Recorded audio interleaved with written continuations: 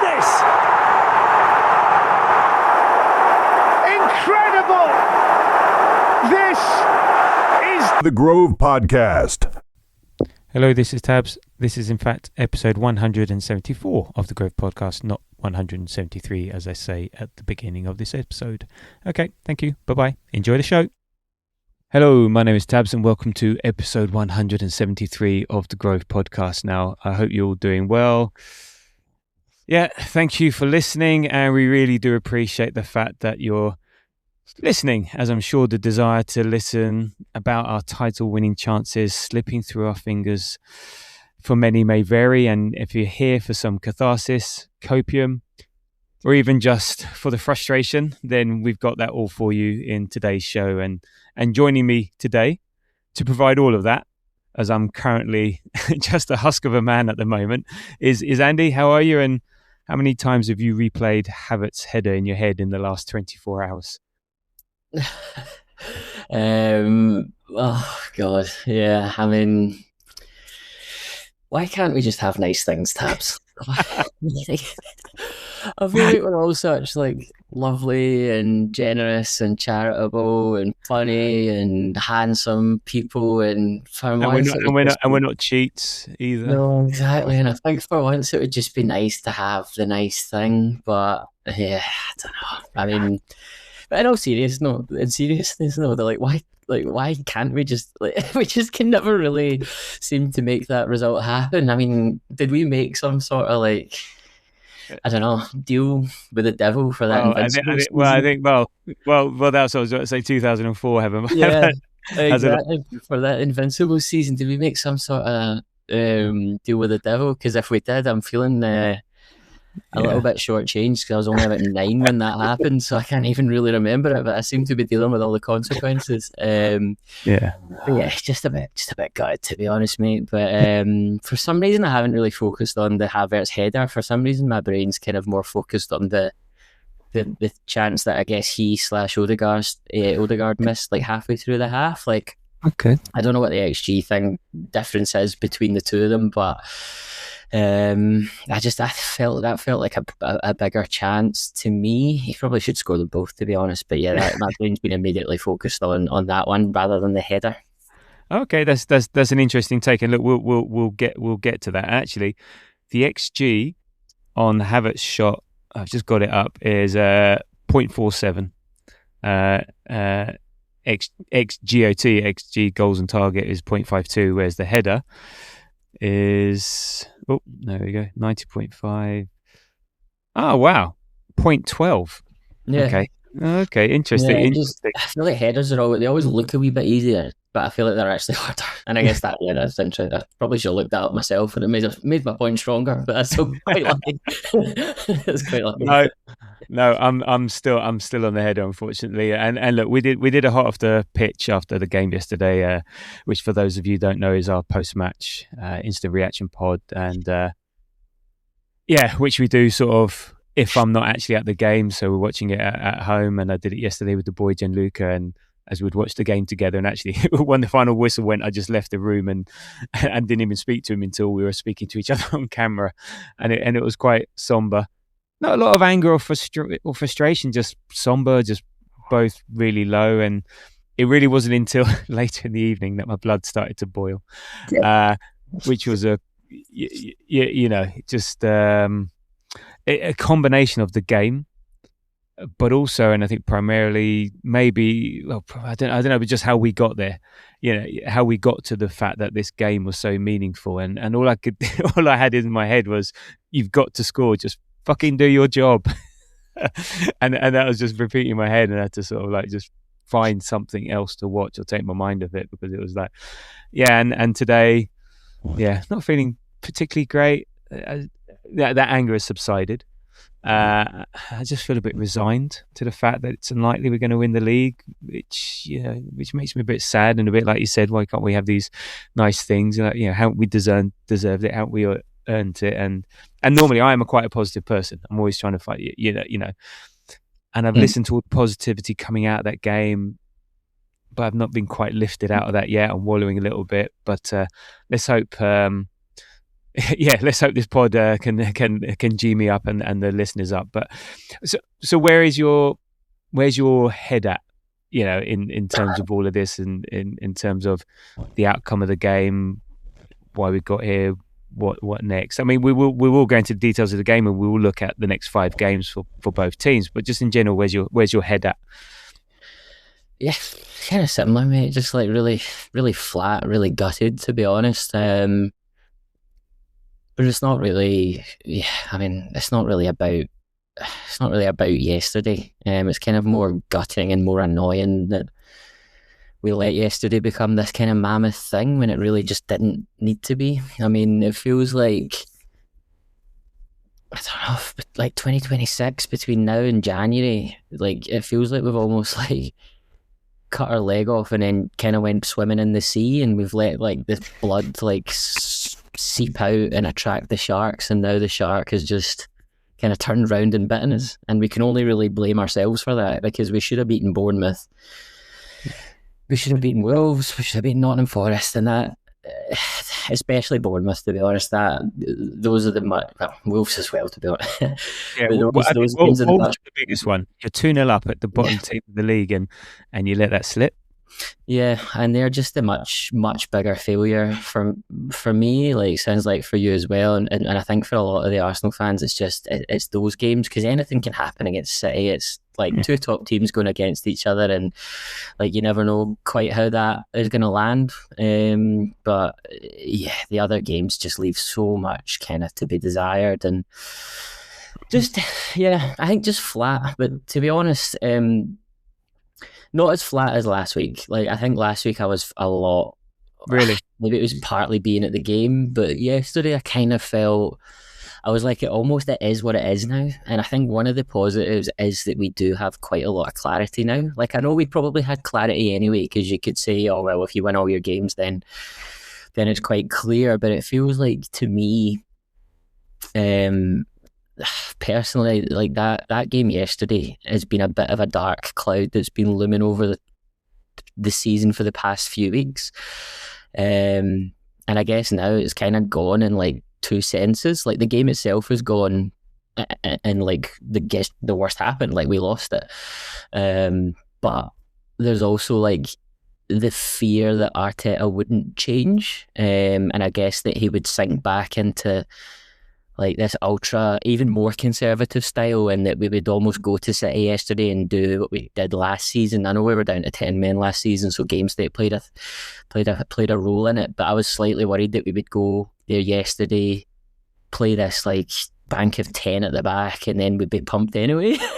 And the fact that didn't happen, well, both of those things didn't happen, I guess as a positive, and like, we know what we need to do now, to be honest. And like, we absolutely, if we play like that yesterday, we win all our 5 games. And I think if we win all our 5 games, we win the league. Now, that is not going to be easy to win all those 5 games, but I genuinely believe that. So we know what we need to do. Let's not leave anything out on the pitch from between now and the end of May, and let's go and try and do it as much as possible, because there's no point in giving up now. Like, the worst that happened has happened. We've let them catch us, and they probably go ahead of us on Wednesday, but I just don't see the point in giving up. No, I don't think anyone's really giving up. It's just, it feels like I genuinely think people have.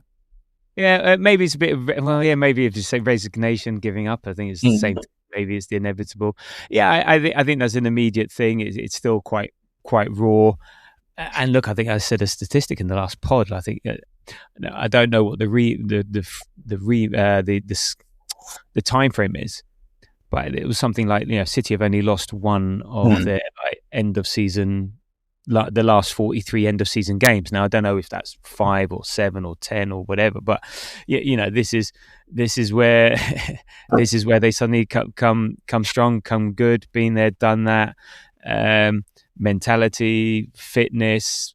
You compare the 2 squads in April, and look, they're coming into fitness, they're coming into peak, and we're running on fumes. And I don't know. It's all of a sudden. Is it too too frequent now for that to be a coincidence or and not just dumb luck. I think it's a combination of both. I think there has to be just dumb luck in there. And as I said, we've had Mitch on before, who's like a specialist in this area. He said, look, the biggest cause of injury is previous injuries. So something like Saka, someone like Odegaard, someone like Havertz and stuff like that. Those aren't down to, okay, there may be some longer term things with Saka, but with Havertz and Odegaard, that is just dumb luck, and they've just been unfortunate in what's happened. But then there may be other instances, how we're training, how much we're utilising players and stuff like that, which is not for today. It's a longer time, but it's all of a sudden, it's that thing, getting over the line. Until you get over the line, you can't say you've done it. Until you've done it, it's always going to be there hanging over you. And look, I do feel like the reason we are here is because of injuries, but I think there's other things as well that could have done difference. And look, this is the period City come strong, come good, and let's see. So I think because of that, I think there is a bit of light at the end of the tunnel from yesterday. I think because of that, that's why there is that sense of resignation, sense of, well, yeah, City, the reality, are City really going to drop any points? And I said we'll get to that in a bit later, but I can feel it. But we'll see. So if we do look at yesterday's game, and we'll get to some of those that light at the end of the tunnel thing, and as you said, we'll get to the clarity. I think to start off with, like the team. So I think what was good, Odegaard was back. And it was interesting. I think the biggest surprise was Eze out on the left, and then I think we all expected Havertz to be up front, and then the rest, was basically fitness allowing. I think so. Yeah, what did you make of that team? I think we chatted beforehand. I think we were both pretty happy with it. Mm-hmm.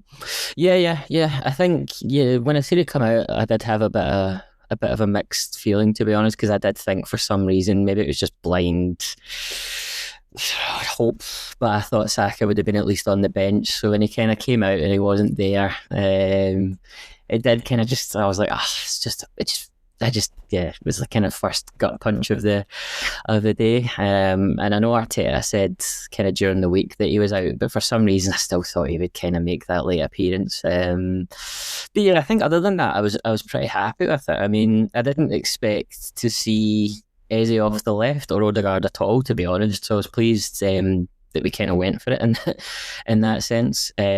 Extremely pleased to have Kai Havertz up top, who had the most Kai Havertz game I think you could ever imagine. Really, really good up until the final action. And it's that kind of age-old kind of conundrum and age-old kind of dichotomy of Havertz and Gyökeres. It's like Gyökeres would probably finish certainly one or two of those chances that Havertz gets, but he just doesn't get in the position to get them. And it's like, well, Havertz gets you in the position and he gets you further up the pitch, but then he leaves 3 chances like that on the pitch, and ultimately you're kind of left ruining them, because we walk away with a draw there. I mean, I still think we will win the league, but I think you walk away with a draw there, and definitely if you walk away with a win, you almost guarantee the league from me. So yeah, bit of a gutter with that one, but that's kind of just how we've constructed this squad. To be honest, outside of that, I think it's kind of as expected given the players that we have. I personally would have had Ben White at right back, but to be honest, it's a bit of a coin toss. So I wasn't like overly fussed, but just personal preference, I would have had Ben White in there. But I guess maybe he just wanted a bit of defensive solidity versus Doku, because Ben White had a good game against Doku in the final, but he also had Saka in front of him, and obviously Madueke played yesterday from the start, so, and he doesn't offer what Saka does going back, so maybe that's kind of the reason. I did have a question about on Twitter and stuff, I've seen a lot of kind of hate for Madueke in that first half. I didn't really see what was like. I know he got, whether he got hooked is, I'm not sure if that's quite the correct word, but he got taken off at half time. And I didn't like. There was one moment in the first half that I was really frustrated when he could have slipped Odegaard through after 20-25 minutes, but I wasn't overly concerned by his performance. No, I was the same. I was actually surprised that he came off. Actually, the substitution I would have made at half time would have been Mosquera for Ben White. That was one. I was surprised he came off. I think he's carrying an injury potentially, but no, there wasn't. He does sort of just create a bit of havoc. He is the one that at least tries and presses and pushes. Maybe the ball needs to be in front of him a bit more. I think he starts too often from a standing start. I'd like to see him run onto things and then take the man on. But whatever. But no, I know I didn't think he was terrible. And given what came on in afterwards, and I'm sure we'll get to it. So I think maybe I think he's carrying something. I can't remember if he had strapping on his knee or stuff like that. So maybe it was just he was maybe only due to play 45 minutes and stuff like that. So I don't know, and we're not going to know. So I got the feeling it wasn't because of his performance. Maybe it was just a plan or a defense. Martinelli offers that better defensive, in theory, option, and there was a vulnerability there because Mosquera was on the yellow. There was maybe a bit of vulnerability there, need a bit more protection. So I was surprised Ben White didn't start just purely because Mosquera played midweek and Ben White had rested all week. I mean, the good thing about the team, it was technically secure, and we could go long or short. So we had all options available because if you go long, the ball's sticking. Sticking to Eze, sticking to Havertz. You've got then Odegaard, and then you can also go short. Odegaard's dropping in. And so on. So I think it really did offer it up, and I think it's only the fourth time that Eze and Odegaard have been available at the same time. So people have been asking, let's get Eze left and get him in the team and all the rest of it, but that would mean Odegaard's in the middle or Marino's there, but we've just never had the players to have that, and I think people are over-indexing the one mistake he made against Aston Villa, back whenever that was, and stuff, and he has upped his defensive duty. So I think we would have maybe seen more of this, but it's just the availability of players, and if he's not playing central, who is? So it's and so on like that. So I think. So you had a few minutes ago about it's kind of like injuries and dumb luck, and I do agree to a certain extent that like we have been unlucky with injuries again this season. But I don't think there's got to be something else in there, because I mean, even looking at Declan Rice yesterday, he looked as if he was at 70%. I mean, I know he was ill and he was touch and go for the Sporting Lisbon game, so he might still be kind of feeling the effects of that. But I think there is. You just look at the amount of players that we cannot seem to get on a pitch, and I cannot put all of that down to dumb luck, especially not 2 seasons in a row, or actually probably even more. I mean, like, see if you just count through them. Who is that? Like Ben White, he seems like a shadow of himself. Well, we played him into the ground that one season. When he was playing with his hamstring hanging off, against Newcastle. Exactly, but this is kind of my point that I'm kind of coming to. It's like we've got White, we've got Timber, again, ACL, so it's like a difficult one. He should, but he's not injured now because of an ACL-related injury. I think it's a tiredness. No, but it's... Yeah, but no, the thing that happens, it's I can't remember it's you're compensating. So I've had this before. So I've done the ACL in my knee, and then so basically because you're a bit imbalanced, other parts of your body then are compensating for the imbalance, because even after an ACL, you're never back 100%. There's always going to be there's always going to be something, and even though they'll get their knee cleaned out all the time and stuff like that, I've got arthritis in the knee now as well, which is again just all these little things, and at their level, just even 1%, 0.5%, whatever, just the knock-on effect of that, on top of the fatigue and the amount of games, and then also what he's asked to do is, and so there's discussion. Is it something in training? Is it our playing style? Because our fullbacks are up and down everywhere. We've had the chat offline about all our attack stems from our fullbacks, but then again, no different to any other team. That's just a modern fullback. You're no longer Lee Dixon and Nigel Winterburn just going up and down in a vertical line, from up and down the wing sort of thing. So they're asked to do a lot. I know, but like there's still like the Timber thing, maybe like fair, like yes, the ACL thing, but like in theory, we'll never know either way. But like he kind of came once he recovered from his ACL and he came into the team. He didn't really leave it until a few weeks ago. So like you would have expected that to have happened immediately if that was the case. It probably is partly the case. Yeah. You had Odegaard to that. You had Havertz to that. You had Zubimendi is absolutely fucked. Rice. Gabriel doesn't look 100%. Saka is increasingly concerning me. Calafiori can't stay fit, although he's probably an exception because he came in and he was like pretty dodgy track record anyway. But I'm just he's lucky to be playing football. To be honest, he's lucky to be playing football. Yeah, exactly. But it's like you add up all of these things, or like Tomiyasu again. Part of it is on luck, but like we played them into the grit. There's all these examples over the past 2 or 3 years where we just seem to break players. And I know I said this a couple of weeks ago or a couple of months ago, I can't remember, my memory's horrendous, but like there's one name that keeps like coming into my mind, and it's Marcelo Bielsa. And it's like he's referenced by all of these top managers as an inspiration, but he never got a top job and he never really won anything. And I'm like, are we in a similar situation with our play style or our attacking general gameplay strategy? Because it just seems that we're breaking players, and that suggests to me, yes, partly luck, but we're also asking too much of them because there's too many examples. And I know that there's like the cumulative effect. So if like one player gets injured, you ask for more minutes on the other ones, but I think there's something in there because it feels like a bit much. And I don't think it's like we'll have the best one of the best medical departments probably in world football. Like we've got one of the best training facilities in world football. Like I can't think of what would be going wrong there because it would be such an easy fix for them to. They would identify it and they'd fix it. And I'm like, what else is going wrong? Well, I'm sure they are looking into it. Like they don't leave any stone unturned, and it's a combination of things and a knock-on effect of things. And obviously, we will never know. It could even be like the hardness of the pitches because I don't think people realise how rock hard those pitches are. It looks like nice grass, but you fall on that, and that's it.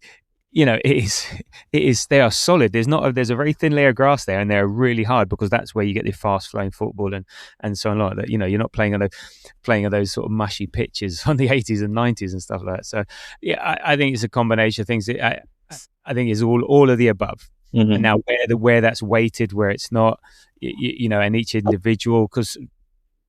Some people just don't get injured. Like, we had Saka playing for Arteta. He never got injured. And some players are like that, and some players are the opposite. And it's just, it's too many variables to I think to nail it down to one thing. And then it's a case of just balancing that. Mm. And then there's the whole thing. There's just too much football in general. Like if you add to that, like the internationals as well, because. Mm. Calafiori last year was getting injured because of international duty, just twisting and turning. This year, Odegaard was just a shoulder injury, and then he knocks his knee against Somerville against West Ham. And it's like that's nothing to do with training methods or overplaying. So I think there's a lot of. How do you like? We never seem to get to this point of the season. Like we are complete contrast with Man City. They have a full squad, elite form. And they're running at you referenced it yourself for that stat. In April, they win so many more games, and but they also bought Gahey and Semenyo in the winter. Yeah. So that makes a big difference as well in terms of what they can bring to their squad and the additions. Well, exactly. Well, that's kind of my point. It's like, well, we're able to do that as well. Like, they're not the only team. I'm not saying the answer is like purely in the transfer market, but.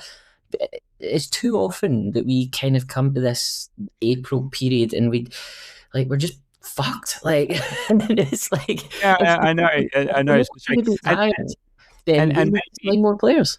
And maybe there's the trust thing, and maybe there's a lot to be said about who you buy in the squad. So for example, Norgard. I'm sure Norgard, he was a very good captain for Brentford.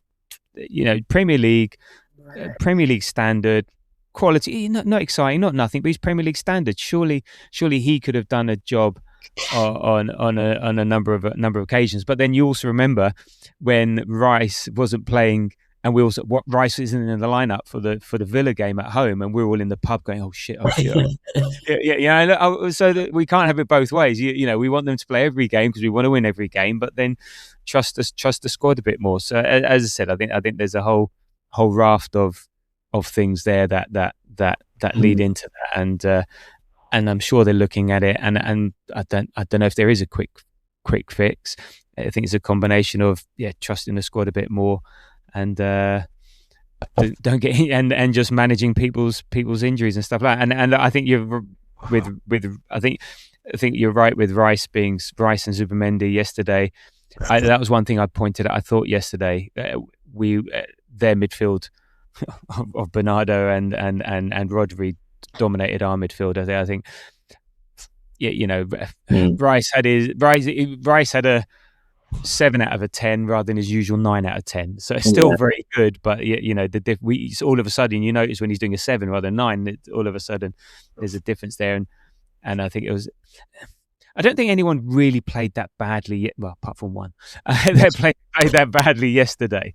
But it was just, I think in certain pockets they were better, in other areas we had the opportunities. But do you have any, sticking to our usual format, do you have any highlights and lowlights from yesterday at all? I think in terms of the highlight, I think that we've seen that shift from Arteta. I think that's my main highlight, and that we played well doing it. And even to build on that further, that we've seen a response from the players, because I think I was slightly worried that the wheels were just going to completely fall off. Like, we've had a bit of a nightmare 3 weeks outside of the Sporting Lisbon games, and yesterday could have went any number of ways, but one of those ways was that we got absolutely horsed, and we didn't. So, and I think a large part of that is down to the kind of the approach we took. We went on the front foot. We were proactive. We were, what was that? The protagonists. I was going to say, what was that word that Emery used that he wanted us to be back in the day? But we actually kind of tried to go for it, especially in the kind of the first half of the first half. Something did shift halfway through the second half. I'm not sure if you noticed that, actually. It was like, and again, I might be over-indexing it, but like there was a point in the first half where like they kind of broke through. I think Rodri passed through one of our midfield line, and it was pretty much Haaland was the other side of like Rice and running directly at our centre backs, and it seemed like after that we kind of we shrank back a bit, which I was fine with, but I did notice that there was a bit of a change after that. That was in about the 20th minute. So he was breaking through, and he did a really bad pass to Semenyo, and it was too far away. Semenyo fell over, and it sort of broke down. So that was about the 20th minute, because up until that point it was very back and forth. We had the 2 goals. And stuff like that. But it was about the 20th, and then suddenly I think there was another one. Started to have another number of corners as well. Yeah, and then Haaland also missed from the edge of the box. I think that's where like they started to dominate a bit. Which, look, they're playing at home. This is Manchester City. They're the ones that have to win. We can maybe a bit more as much as we want to be protagonists. I also think we really started the press really well in that first 20 minutes, and then you just sort of like in order to manage the whole game, we then have to maybe slow that. We can't be so pressing. So I think the combination of our press sort of having to sort of stop for a bit or slow down or not be so intense due to not wanting to fatigue ourselves. City then sort of getting back into it, and so I think it was around then. It wasn't that Haaland. It was like there was another one. It was like slightly maybe after that, but I think we did. It did just seem that the press kind of dropped off, and I guess that's also probably down to the fact that we played Wednesday and they had a full week of rest. Like I think that wasn't.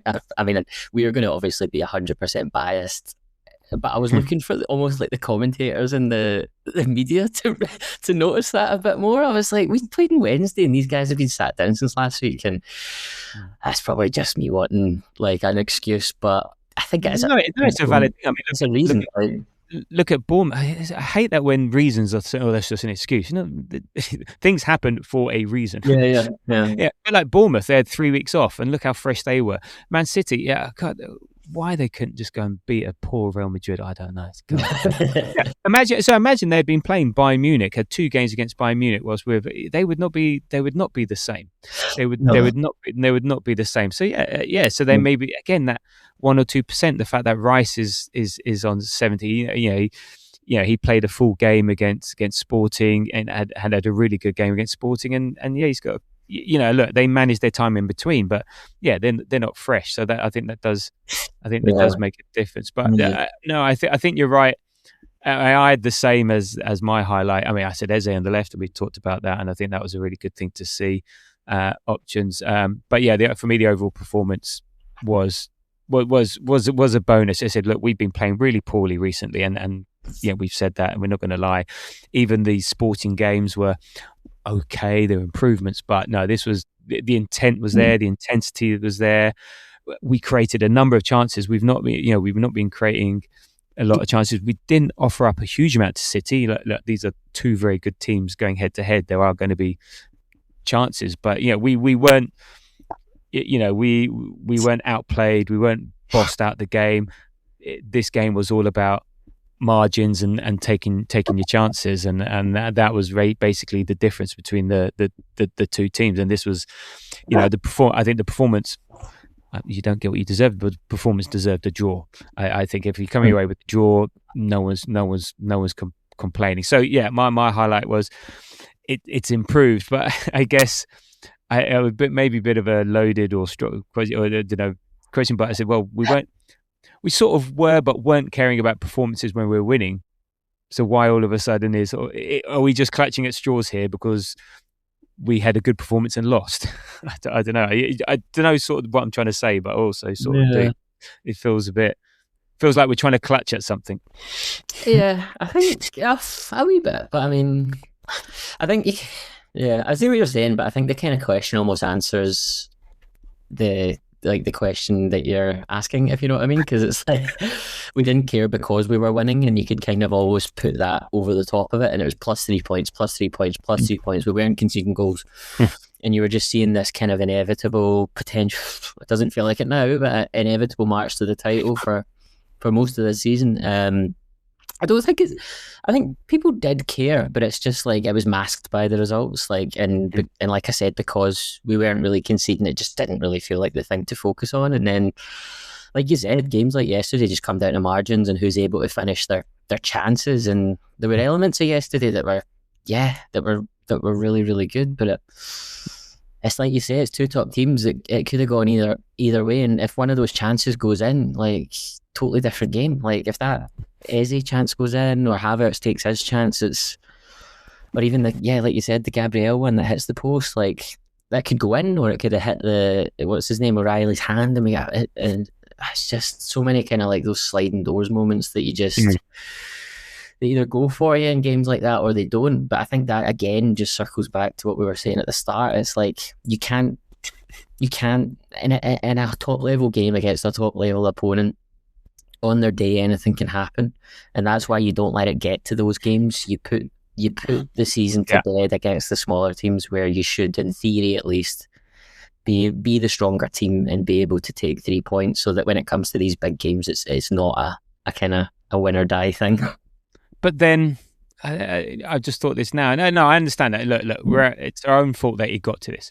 But then imagine this is a final. You go to a final. You've got to perform in finals. You can't just go, oh well, we did really well in the semi-finals, quarter-final game, and when we didn't perform. You've got this was. It wasn't a final, but it was as if it was a final in terms of the 2 teams, and the games are won by the team that take their chances. So does that reflect on who we are as a team? We're just not able to be that team that finishes that off, finishes that chance, finishes that chance, finishes those final actions. They talk a very good game, or we want to win it and stuff like that. And look, I know why they do it, and they have to say it, and we're trying really hard and all the rest of it. But at the end of the day, you've got to be the one that puts the ball in the back of net if you want to win the big trophies, and we're feeling that. So that's a quality thing, I think, for us. And as you said, you talked about Havertz, so I was like, if we go to the low lights again, you're right, it's the Zach Havertz performance. So my low light, there was two things, and I'll let you have the second one, the obvious one. The Havertz miss was my low light. Perfect cross, free header, 10 yards out, middle of the goal. I know it's a 0.12 xG, but you get that on target with that amount of power, even just to the right of Donnarumma and stuff like that. That's the goal. He's not saving that, and these are the moments you have to take it. Yeah. Now, I said I love him as a player, but he's not a clinical goal scorer. No. Yeah, he made a difference to who we were yesterday. If he wasn't injured at the beginning of the season because of some stupid mank player, I think our season would have been different. Ugarte in some nonsense challenge at the end of the game, that just takes him out for like six months. It would have been a very different season. But I said the chance against Odegaard that set him up. Okay, he could have done a better pass, but still, there was the one where he's trying to run away from Silva. He should be running across him. Silva beats him to the ball, makes him get a handball. So I think so. His performance was really good, and he was a part of the reason why we played better and why our performance improved. And if you ask me every day of the week, I'm starting Havertz up front. Mm-hmm. But this is what you get.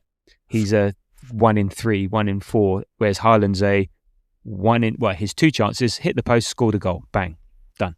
Yeah, and there's no point comparing a 10 out of 10 forward to Havertz, but it's that sort of thing, and that's a bit frustrating for me, and that's why that miss at the end, that is the moment.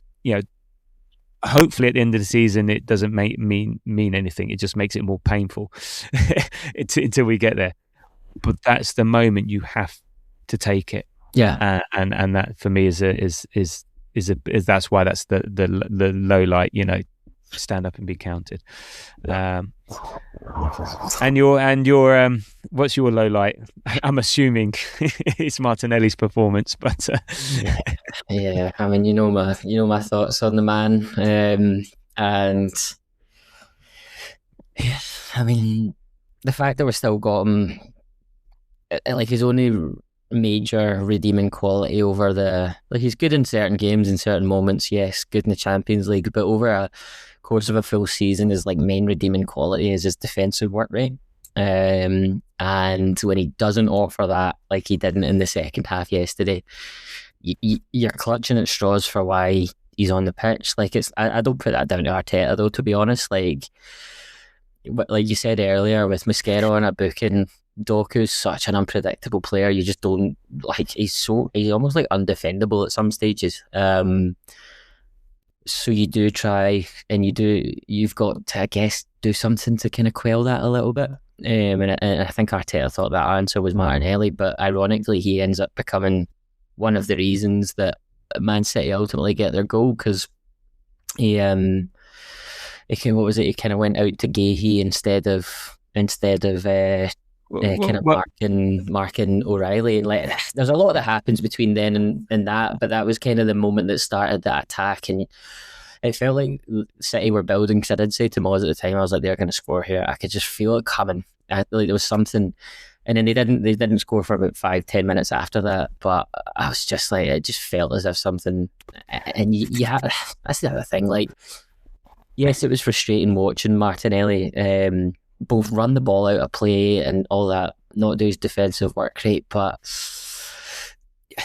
yeah, you watch him kind of chest the ball. He just kind of came across as if he hadn't really expected to be on the pitch, and he wasn't prepared, because he chests the ball across from their corner and they nearly score from it, and you're like, what instruction have you been given? But it's like, that's what he should be good at. Do you know what I mean? It's just so frustrating. You've come on arguably with kind of one task and one easy thing, and he just had to stay switched on for that 5 minutes, or for 45 minutes, but especially just track O'Reilly. He's arguably City's best player in the last like 3 months. I know Haaland had been carrying them for goals, especially at the start of the season, but O'Reilly has been unreal. Like, there was some of that stuff he was doing in the first half. When he got out of against, I think it was Odegaard and Madueke in the first half, over on the far side, you're like, wow, been just trapped the most dangerous player, you know what I mean? Yeah, well, that's the thing. I mean, yeah, you're right. Look, ignoring the priors, I think we do need to call him out and stuff like that and things like that. But yeah. So on the goal, Odegaard was telling him to stay with O'Reilly.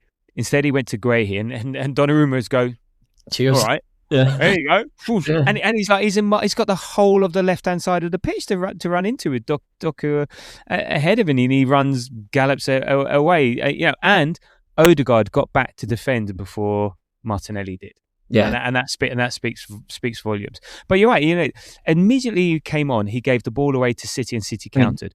Then there was that moment. What are you doing, chesting the ball towards your own goal on the penalty spot from a corner? Just get rid. And look, I hate to see it. No, because we all I think love Martinelli, what we thought he could be, but he's plateaued, and I don't think he's ever going to. Okay, put it like this. He's not a player to take us to the next level or take us to where we want to go. And look, he has been important to us. He scored important goals. He scored the equaliser, against City earlier on in the season. He scored in the Champions League. He's offered stuff.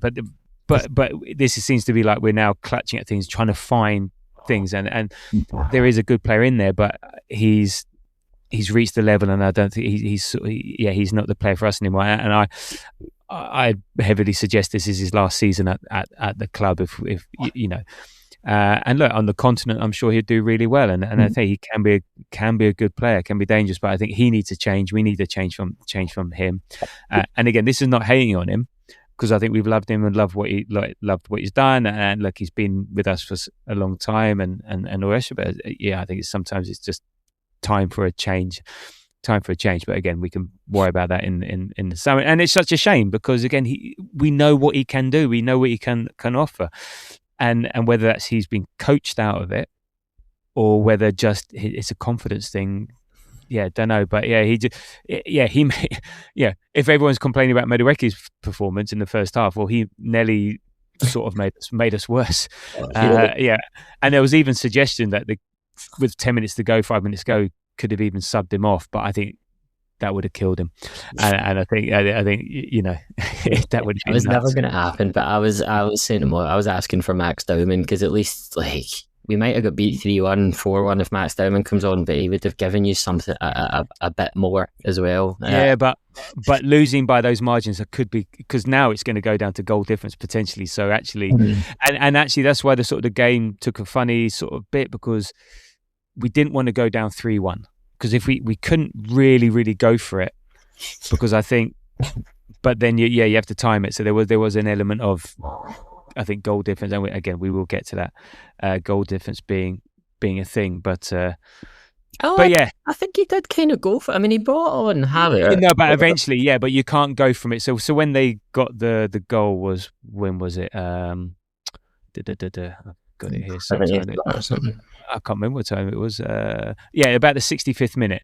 So you maybe need to just settle down for 10 minutes, and then like 15, 20. That's when you go. But you can't bring on Dowman for the last 10, taking Martinelli off. That's a bold decision. And look, we know how much of a club we look after our players, and I think that potentially, is a toughie. But I mean, so what did you? So in terms of the moments, what did you make of their goal? So Ryan Cherky sort of picking up the ball, driving through, dancing around, and scoring a goal. What did you make of that goal?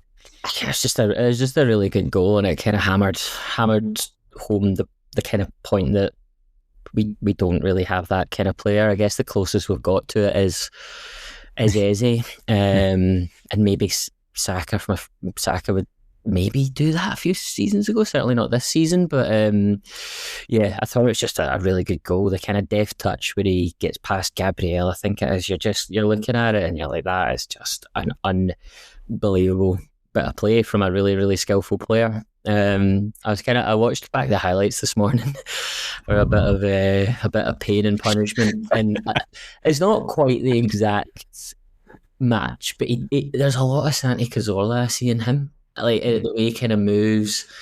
There was a lot apart from the fact that he's a prick, but yeah. Yeah. Because Santi Cazorla is a really nice guy.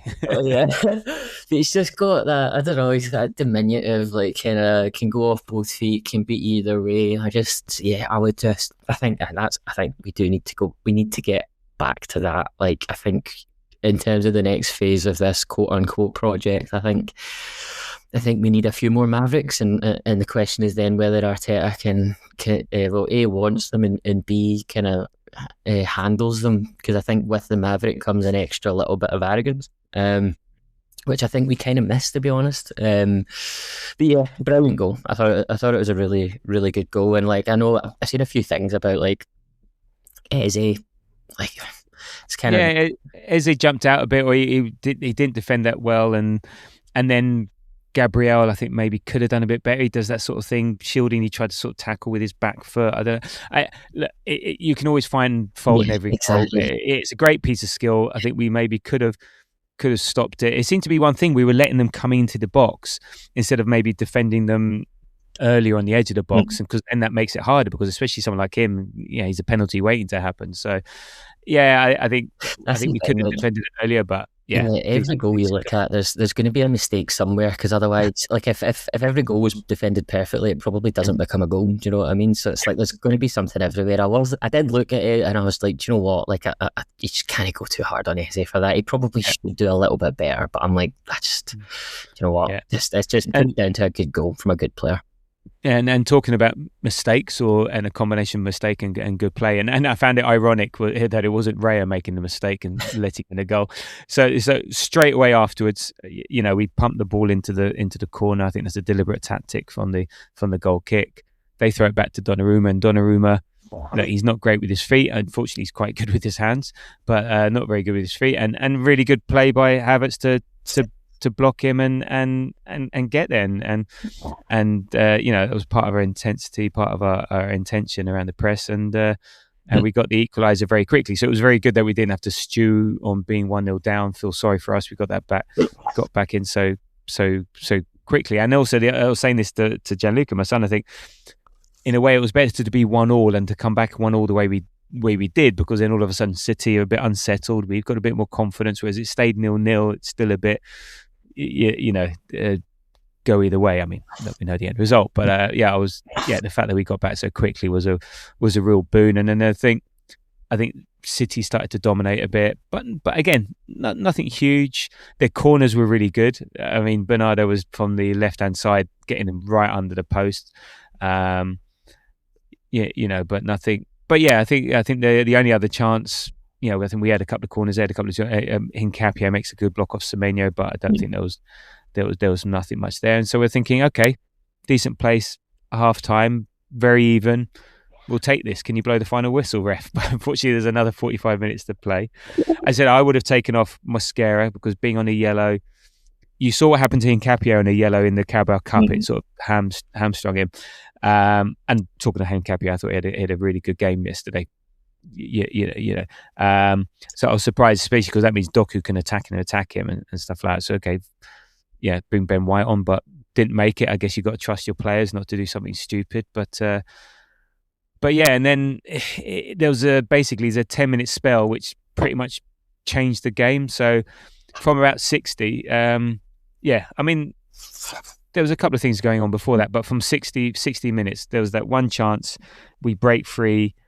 It never felt like the passing was really that accurate. I think throughout the whole game, there was something a bit odd about our passing. It always seemed to be a bit bobbly, a bit slow, a bit behind and stuff like that. But we make a break. Rice, I think, breaks through. Odegaard gets the ball. He could have potentially shot from the edge of the box, but pass it to Havertz on the left-hand side. And look, maybe it was a bit in front of him, but Donnarumma closed it down very quick. And then Martinelli gets to it, can't sort his feet out, but then again, Donnarumma dives on it. And that's one chance gone. And then a minute later, the Eze shot.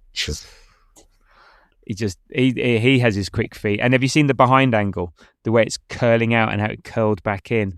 Yeah, just needed to curl a little bit more, and then that's going in off the post rather than across the goal. And it's sort of like, the noise of hands hitting head across the whole community was just immense. But that was superb, and it was like, that's exactly what he's there for. Yeah, because it could have been, not, it's not exactly the same, but it could have been our mini Aguero moment, because you can just the Arsenal boy coming back, scoring an absolute brilliant goal out of nowhere, basically, because he creates the space himself, and it is a really, really good shot on his weak foot. Goes in, and then you can see him running off to celebrate with the away fans who are in that corner, and it would have just been that bit of magic that would have just kind of potentially closed out. I mean, I guess we still had probably half an hour to go at that point, but it could have just closed out the season and made it a magical one. But it's that thing again, isn't it? Sliding doors moments. It's like an extra, a slight little less curve on it, or it hits off the post and goes off the back of Donnarumma, or whatever it is. I think it even nearly goes in after that. Someone follows up, I think Odegaard maybe, and then gets it off the line, and it's different possibilities and opportunities, and it's just like, I don't know. But I think it does reflect why you need to have Eze on the pitch, because he has that kind of, like we were saying about Ryan Cherky, like he's the only real player that can probably do that for us, like can create something out of nowhere.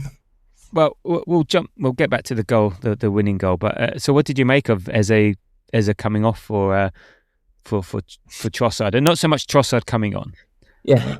But the fact that Eze went off, in the 73rd minute or 75th minute or something like that. Yeah, I mean, I wasn't happy about it. But... No, I just didn't get it. I thought he was playing well. Like, I thought he had he kind of faded slightly in the second half. He was. I thought even what he did in the second half. Yes, there was one time I can remember he gave the ball away, but like it's just the risky run with a kind of more mercurial player, and I would have left him on, to be honest. Like I've seen a few things, maybe it's because he's only just back, like he kind of missed the England game, but then Odegaard played. Odegaard played the whole game, and and I just I think you need to kind of leave him on, to be honest. And it did feel like we lost a wee bit of. Like we did create that last minute chance for Havertz, but it did feel like we lost a bit of momentum when he went off, because I don't know, maybe a little bit of the fear went out, because I think Trossard's a good player, but he's not as unpredictable as Eze is, and Eze can kind of, like we said, create something out of nothing, hit left foot, right foot. You can see his goal against Bayer Leverkusen, like they're just moments that you don't get from every player, and when you kind of take that off, it hurts us, but it might even give Man City a little bit of a boost, or allow them to play in a slightly different way that kind of ultimately means that we're kind of losing in twofold.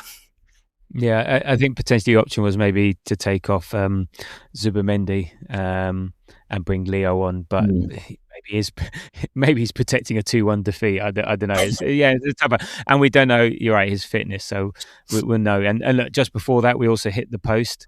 Gabriel with a header. So I think the post got hit 4 times yesterday, 3-4 times. I think So yeah, it was a day for the woodwork. But before that, by that time, City were 2-1 up. We talked about the Martinelli thing, but you're right. There was still lots to do. And then it breaks for it goes across the goal, it goes through Rodri's legs and someone else, and then Haaland is there and having his love fest with Gabriel and look, puts it away nicely. I mean, there's talk about, look, he was pulling his shirt.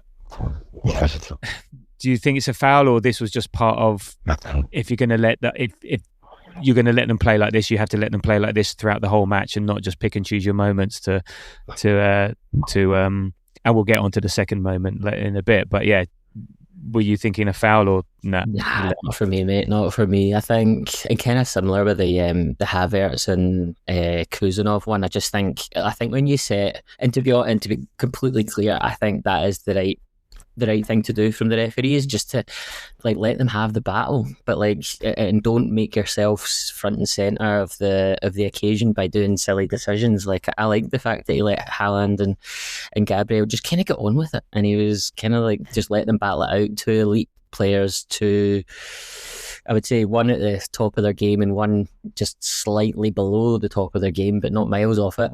And that's kind of what football's about, seeing those battles, seeing those kind of that competitiveness like played out on the stage. So I think once you've set that tone, you've kind of got to then referee the whole game like that. And I didn't even notice it as a foul, to be honest, mate. So there's a reverse angle going on the socials, and it looks.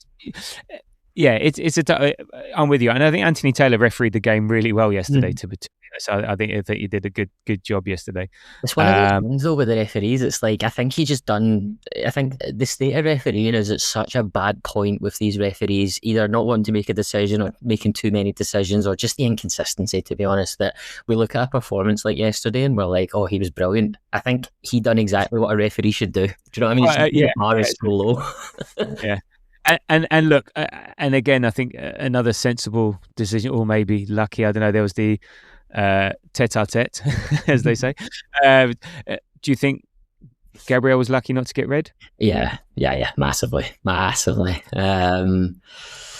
And what does that only not just ruins yesterday's game, it ruins the next 3 games. But yeah, you think he should have got a red? Yeah. I think he should, and I think in Haaland's like post-match interview, he was like he referenced that he could have he was like, I could have went down or something. But actually, like, the guy's a bit of a knob, but like, fair play to him. Like, do you know what I mean? Like, he could have went down and he could have been rolling around and stuff like that, and he didn't. And I think if he would have done that, I think Gabriel walks, and like you say, then he's out of the next few games. And like, what if? I mean, I keep saying these word sliding doors moments, but I mean, like, we've still 5 games is a lot. That is a lot of football. I guess it's technically 10 because 11 because Man City have 6, we have 5.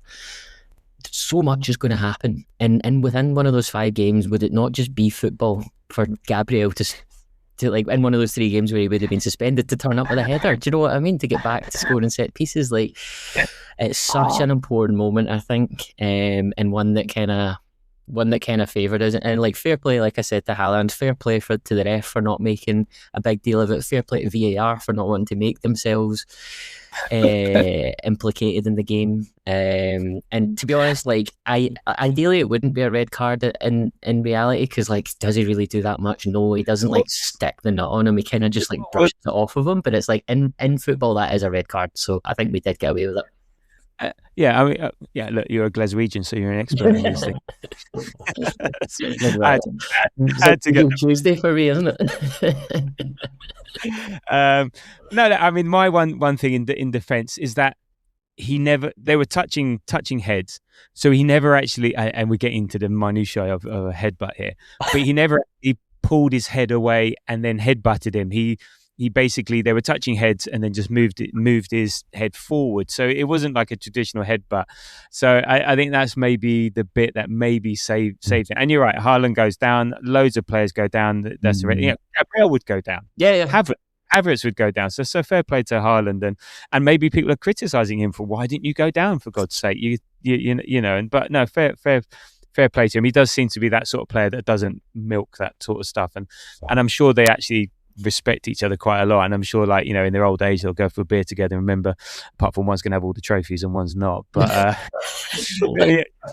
you know, they're gonna, but I'm sure, I bet you they both love that battle. I bet you they're out there, and it's a real thing. And look, Gabriel's got the better of him a couple of times, and Haaland's got the better of Gabriel, and that's the way it should be. So I think refereed in the right spirit. I read somewhere that it might be one of those ones that it wasn't bad enough to overturn the on-field decision, wasn't clear and obvious, but it was a wrong decision in the first place not to send him off. So it would be like one of these stupid things that we've been.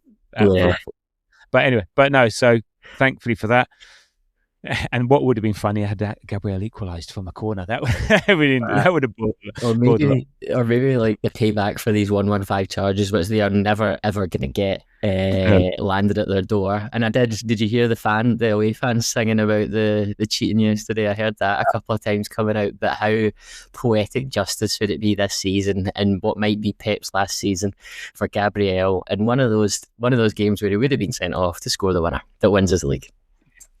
But there we go. So you go. Ends 2-1. And look here, a couple of stats. So we've lost 7 times this season in 55 matches, 3 in the first 49, and then 4 in the last 6.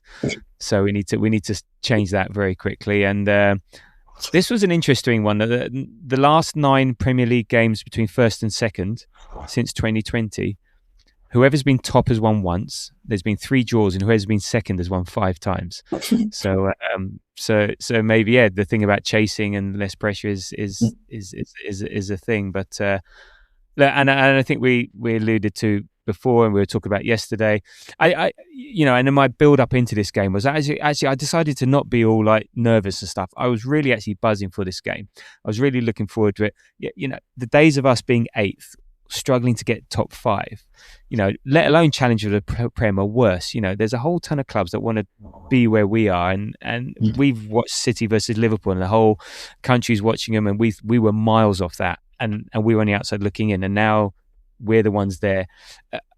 Annoyingly, this was a good game for the neutrals. I couldn't give 2 shits about the neutrals. That winds me up, the fact that we made an interesting game for neutrals. Why didn't we just bore out a 0-0 draw for them? But if you want to win big things, these are the games you have to be in. And the thing is, if you want to win big things, unfortunately, also when you lose, it's going to feel a lot worse than losing when you're battling for 8th sort of thing. So look, it's not. We're not happy about it, but at least we're in this position, challenging, and we just need to get to that next level. So, with that, does this performance give you hope going forward? And what do you think is going to happen going forward now? So we go into the next. We've got 5 games. They've got 6. You've alluded to a couple of times now that we're still going to win it. How? Please tell me, because I'm struggling. Honestly, mate, I look at the fixtures, and I don't think it will come down to goal difference. I think we'll edge it, not many points, but they've got to go to Everton. They've got to go to Bournemouth. We've seen last week Bournemouth are a very, very, very good side, and they're going to be on this kind of, I don't know, Iraola tour, and he's going to want to go out all guns blazing. So I think they might win it. I don't think it's guaranteed. I think they'll drop points out of one of Everton and one of or Bournemouth. Maybe not both of them. Brentford at home gives me a bit of cause for optimism, because I think we seen yesterday that Gahey and Kuzanov are good defenders, but they're not necessarily the tallest. And one thing that Brentford do have that kind of absolutely blew my nerves to bits was that long throw. So I don't think it's guaranteed that they walk away with 3 points there. They probably will, but I don't think it's guaranteed. And in terms of hope for us, I think if we play like we did yesterday, and it's almost, the pressure isn't off, but it's kind of like the pressure has almost changed now, because we are, I think, it's almost like after yesterday it was kind of like, oh well, City are just, there's now this thing out there that City are just going to march to the title, and to be honest, that might actually help us, because we are not good. We've shown over multiple seasons now that we are not good at leading from the front, and if we, I would rather be ahead with a point kind of buffer, but the fact that we're not, we just need to play the cards how they're dealt now, and the fact that we might actually have a wee bit of less pressure going into it probably allows us to play that wee bit more freely. I mean, you said earlier, about the kind of passing being slightly off yesterday. I think that's pressure. It's partly technical level as well, because as soon as you get into those higher level games and the kind of higher intensity, that's where, like, I don't know, think of your golf swing, like, you can have the worst technique, but like if you do it slowly, it's not going to go that bad. But like if you increase the speed of your swing, it just goes left and right and everywhere.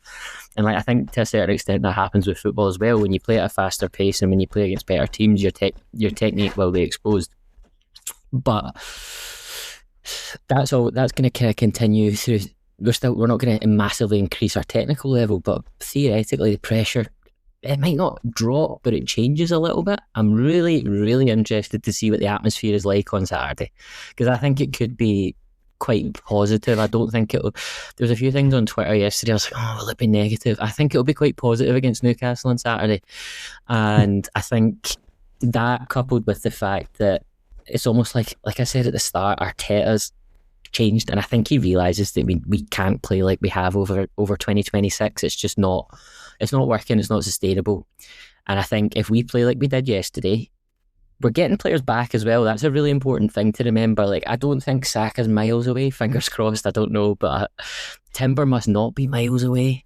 Like, Havertz looks as if he's fit again. And there's always kind of Max Dowman sitting there. So if we get our players back, Calafiori can't be miles away. Like, I mean, he might then drop down 10 minutes later, but we're getting our players back. We seem to have we might be letting the shackles off for the next 5 games. And I think if we do that, we win them all. And I think if we win them all, City will drop points. And I think we'll edge it. I think we need to go and win every game 3-0 from now on. 3-4-0 from now on in. That's it. Easy. Yeah, because we've been doing that all season, haven't we? Jeez. Yeah. I don't know. Why? I want to believe it, but you know, City went to Chelsea and dispatched with them. You know, Everton. But Everton lost at home to Liverpool yesterday. I think the one good thing is that Everton are fighting for something. They're looking for trying to get a Europe place. Bournemouth are fighting for something. They're looking for Europe. Brentford are fighting for something. Looking for Europe. Crystal Palace, who knows when that's going to fit, and it may be around the European games. And Aston Villa, we're not getting anything from Unai Emery on the last game of the season. So it's those 2 games, but we also have to win our game, and I think we can win out. West Ham's the challenging one away, but I think we normally do right there. So I think we can win out, but it could be a case of we need to outscore City. Look, if we win out and they win out, it is a shootout, and it'll be the funniest thing in the world. We win by 1 goal, and it's the goal that got chalked off at Liverpool. That'd be hilarious. Which was rightly chalked off, if you ask me. Not I'm a fan, but I'm not going to get into it. So look, it's fair to say, Tabs, that you're more worried about City winning all 5 games rather than us not doing that. Yeah, that's what I'm concerned about, because just this is their time. Now, the thing that might help us, and then there was a sudden realisation when I did this, if they get to the final FA Cup. So they got Southampton in the FA Cup semi-final this weekend. So if they get to an FA Cup final, that screws up. Yeah, one of their. Well, they've still got to fit the Palace game in. I think that's where that screws things up. I think, and then maybe the Bournemouth game. So they've got to potentially fit in 2 games. But there was a realisation that City are on for a domestic treble. Yeah. I was like, what? How? Where did that come from? And all of a sudden, they're on for a domestic treble, and that just seems unfair that they can just they can just be very run of the mill and still get a domestic treble. They're winning. They could get a potential domestic treble, and they're not top. You don't mind if they got everyone firing all the cylinders and they're blowing everyone away. If that would just sort of like, really, yes, okay, to win that you've got to be good to a point, but also, really, that would really just It's almost like a transition season for them, isn't it? Like, they don't have De Bruyne, they kind of haven't really had Diaz all season, and like they kind of changed their goalkeeper away from Ederson to Donnarumma, and like they've obviously signed a lot of good players, but they're losing Bernardo Silva. It's kind of like there has been that transition. And then if they win a treble during a transition period, what on earth does that mean for the rest of us? But do you know what? If they do, like, they've cheated their way there, and I know it's not they've still won them, and it doesn't give us those happy days back, but it is still tainted for me, and that'll always sour it. I would hate to be a City fan. Like, it would be good in some senses, but like nobody gives a shit, and like, you're always going to have that element of it being tainted. And do you know what? And that's kind of, you asked me a few months ago about whether I would want the Chargers to drop now, or whether you want to kind of beat Guardiola just like fair and square. And to be honest, right now I would take the Chargers. But like at the time, I think I answered like I want to beat them fair and square, and I think it's just because it's like that would be like the last final. Like I don't know, we beat you at your own game when we didn't have to have. And like I said, they can get a 10-point deduction now. I would love that, but it's just I don't know. Like I just want to beat them. I want to beat them at their own way because they've cheated their way to here, and I think if we do it, and I think we will, it's going to taste even sweeter. Yeah, and look, we've got a Champions League to fight for, and maybe this emboldens us there. Maybe you're right; it frees us up because it's very clear what we need to do. There is now no dicking about, And look, in other games, there was always a safety net, and that safety net, the holes are getting bigger and bigger and bigger. So now that's not there. So it's really, really clear, what we need to do, and maybe that helps us. So look, I don't want to talk about City, but look, I'm feeling a bit more positive now. Thank Andy. So thank you for that. That's the job well done. We're gonna do it. We're gonna do it. Okay. Yes. Let's see. So look, thank you for joining me today. Appreciate it. Not a problem, my friend. Always a pleasure.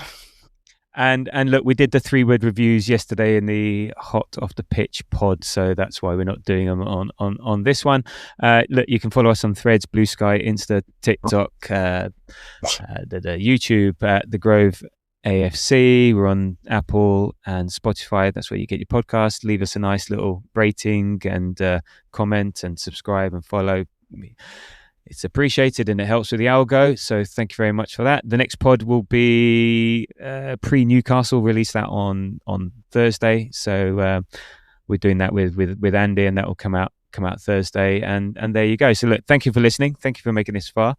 Hopefully you're feeling better too. I certainly am. And look, we're down, but we're far from out. There's still a lot to play for. Might require a few goals more than we're used to, but it's there, and it may take a few days to start feeling better and about our chances, but that's fine. Wallow in it, enjoy the misery for a while, and then be ready to back the team in the final 5 games. You just never know. And until the next time, come on, Burnley. And come on, you Gunners.